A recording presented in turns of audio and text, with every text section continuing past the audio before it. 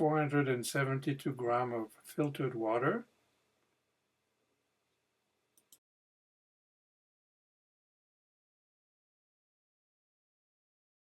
We're going to put the water in the microwave just for 1 minute or minute and a half, depending on your microwave, to get it lukewarm. Measuring 100 grams of starter.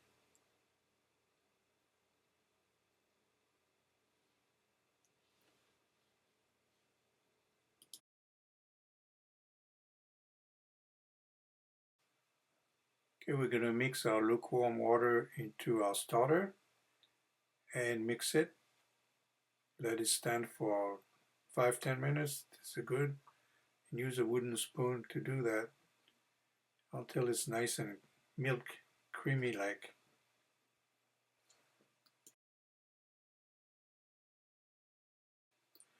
You can also use some honey. I like to add some in mine, a couple of tablespoons, and it gives it a nice taste.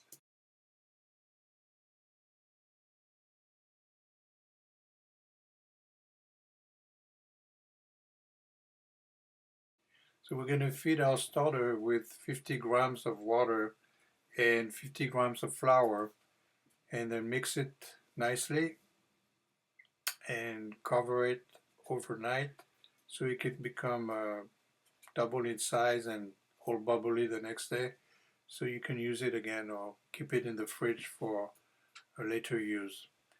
This makes it a lot easier. Yeah, also make sure you don't put any flour and water into the drain, because you can clog your drain quite easily.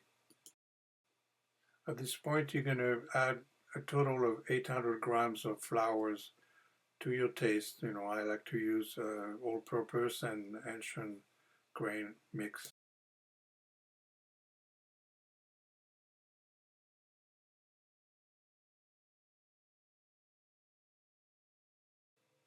I like to use all-purpose flour instead of bread flour because it's a lot less gluten. And also I mix some ancient grain like einkorn, hammer, spelt, or kamut, which you can find at the store quite easily now. But it's up to you to mix anything you would like at this point.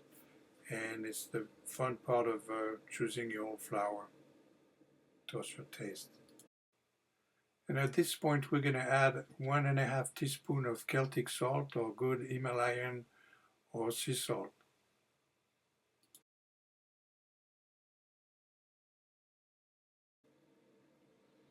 At this point, we're going to use a wooden spoon, but we can also use a whisk dough, which is practical and easy to clean. But really, you can use anything you like and you have in your house. It doesn't have to be anything special. I like to use that wooden spoon because it makes it easy, and you can control around the bowl quite easily to clean it up. It also works well afterwards with the plastic spatula because it really has the shape of the bowl, and it's easier to get everything. So when the flour is nicely mixed, I can add it to the starter water and slowly mix it so I don't make too much of a mess. And also, get it prepared for absorbing all the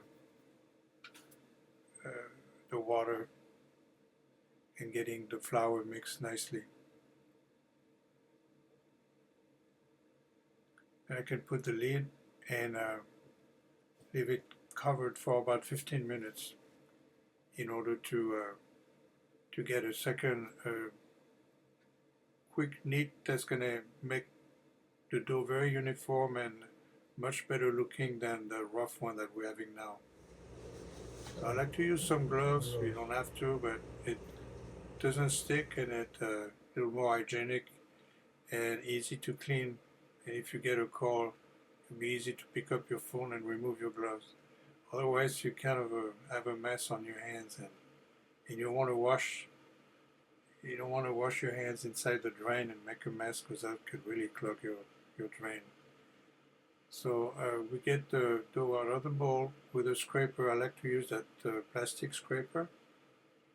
And then we can add a little bit of flour into the bowl where we're going to put the dough after the kneading.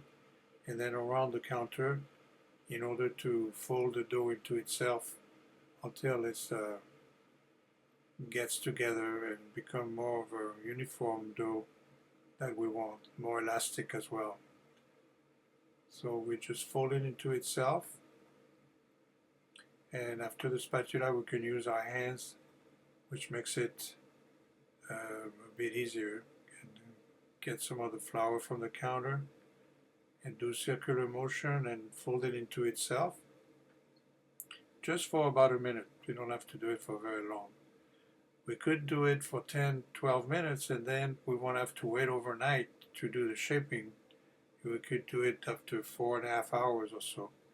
But we're doing the overnight version, so we're just kneading it and then we're going to put it into the bowl, covered overnight, and then tomorrow morning we'll shape the dough that would have risen, hopefully, about twice its size into the bowl. So let's finish to tighten it just a little bit. Again, you don't have to do that very long. But then we'll just cover it with flour, and we're going to put it upside down inside our bowl and scrape the flour from the counter, and then we're going to cover it and again leave it overnight until the next morning so we can shape our dough to whatever, either a boule or a bata or baguettes, whatever you like at that point.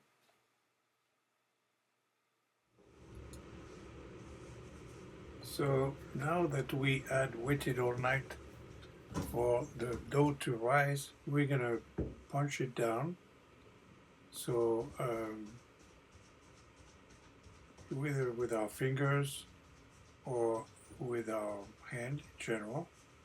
I did put some gloves, so it makes it a little easier to do that, and it won't stick too much.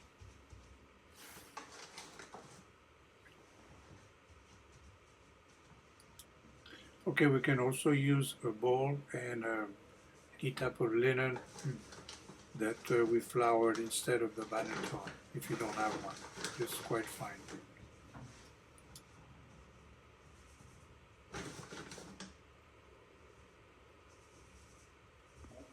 So now I'm going to put a little flour in the banneton and on the counter in order to prepare to shape the dough, getting it out of the bowl.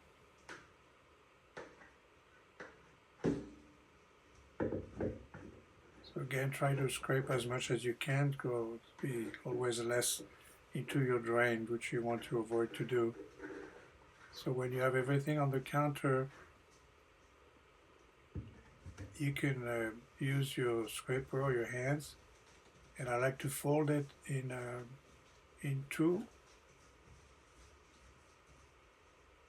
pull it and fold it, then I turn it and then roll it into itself.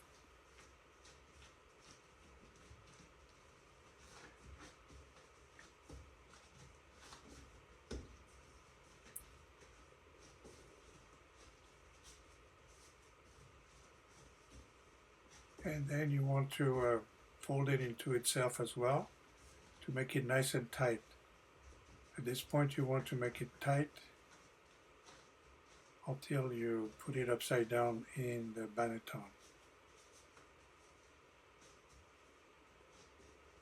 Keep pulling until you're happy with it. Always from the outside into the center, so it'll stick nicely and close itself. Then I put a little more flour.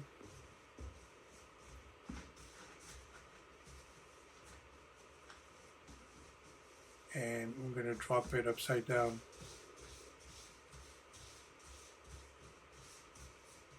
into the banneton. like that. And I like to clean the counter with a scraper, plastic scraper, which is great, and clean it and add it into the top of the loaf. And I'll put the cover that you can also put inside the banneton, but I like to use it on top to keep it nice and moist. And then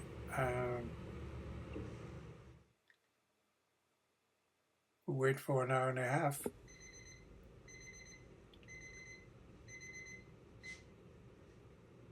And before that, we preheat the oven at 450.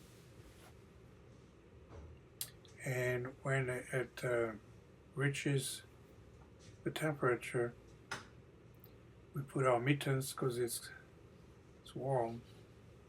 So you want to be very careful. You take your Dutch oven, which is really hot, out of the oven, and you put your banneton upside down to drop the dough inside. And you can center it with your gloves again, and then you can score it. That's like your signature. You can do a cross, a square, anything you like, and then this way it'll crack there and not anywhere else into the loaf. Then you put the whole thing covered into the Dutch oven up to 40 minutes. That's at 450. And when the 40 minutes are over, you take the lid off and you leave it another 5 minutes. And then finally, it's 45 minutes, it's all ready. So we take our mittens again, open the oven, and we're gonna drop the bread onto a cooling rack. At this point, it should be ready. It should make a hollow sound like this. Voila, there's your bread. Then you have to wait until you can slice it.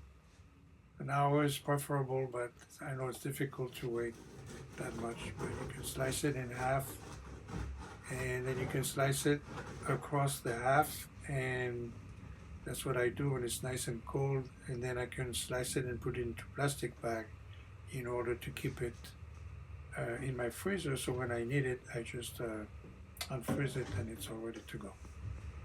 Et voilà.